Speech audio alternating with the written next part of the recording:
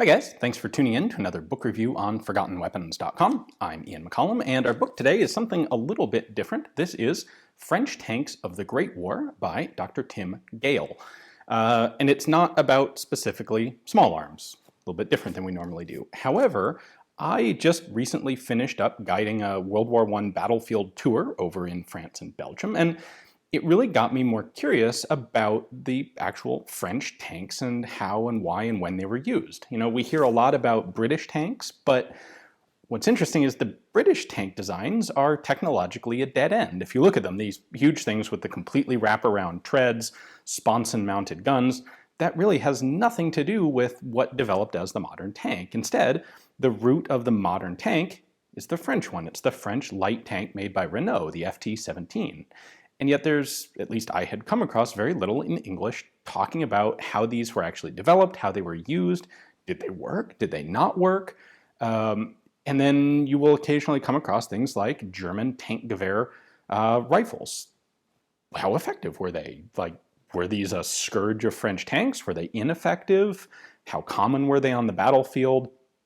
And so there are a number of elements to this story that I think intersect very heavily with basic small arms development and history. So I went looking on Amazon for books related to French tanks, and I found this one. This is not the only book that Mr. Gale has written, Dr. Gale. It says he got his PhD from King's College, although the title on the cover doesn't indicate doctoralship.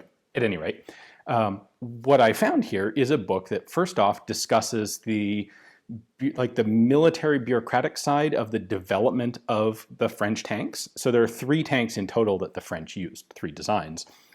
There was the Schneider, which was the first one, which was kind of their medium tank. There was the Chamond, which was the heavier tank, kind of basically in the same class as the Schneider, but a larger tank. You may recognize that as the one that has, so the Schneider is like a box on tracks.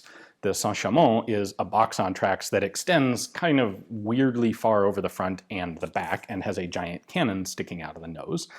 And then the third was the most influential and by far the largest number made, and that was the FT-17 light tank, which is what we see here on the cover. So the book discusses the development of that, how this was largely an effort that was headed or organized by one man, a guy named Estienne, and his fight to develop the French tank service as sort of an independent agency that, well, it had to fight for materials, it had to fight for resources. Think about 1916 France, you know, everything is in short supply. Steel, hardened steel especially, a lot of that, pretty much all of that is having to be imported, and there are a lot of different things that they need steel for. Engines, you know, the French army needs basic trucks for supply transport. Well, every engine that goes into a truck is an engine that could have been produced that could have gone into a tank and vice versa. So there's a lot of infighting within the French military about resource distribution. And that's certainly not unique to the French, but it certainly plays an impact on development of the different tank designs. So there's that, but the real focus of this book is to describe almost like battle by battle down to the individual tank sections sometimes, exactly what the tanks did, how they performed. Did the battles go well? Did they go poorly? And why? And Gale is able to get this information because most of this book is sourced from original French primary source archives. They are the actual combat reports from the commanders and the after-action analyses of, okay, you know, we had this major offensive and this is what worked and this is what didn't, and how can we adjust our plans so that the next attack goes better and is more successful and has fewer casualties. And they're looking at, you know, it's interesting to look at the things that they just kind of take for granted and have to work around with these early tanks. A huge one of them being mechanical unreliability.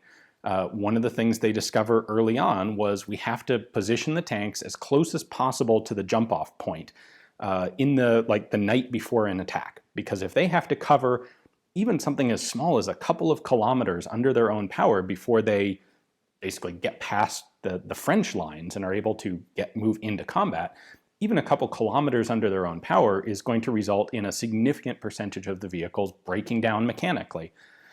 They had to look into things like, how do we coordinate artillery fire with tank usage? Because if you crater up a battlefield through a heavy initial bombardment, turns out your tanks have a really hard time advancing over that ground.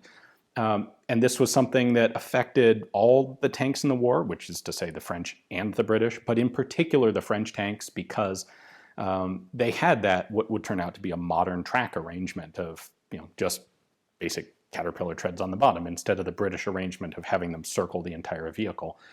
And so, these tanks didn't have a lot of approach or departure angle. They didn't have a lot of clearance ability.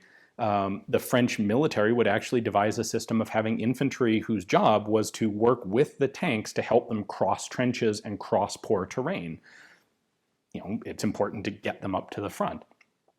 And what's cool about this book is it really shows you how the tanks started out as this really kind of iffy thing. At first, and we're talking first being basically the Nivelle Offensives in 1917, the French military didn't have a good idea of how to actually utilize this new technology. But they actually learned pretty quickly, and the tank service was relatively flexible in being able to adapt to lessons learned. They couldn't always, battles aren't always, you can't always plan exactly how they're going to go. You can't always plan when and where they're going to happen.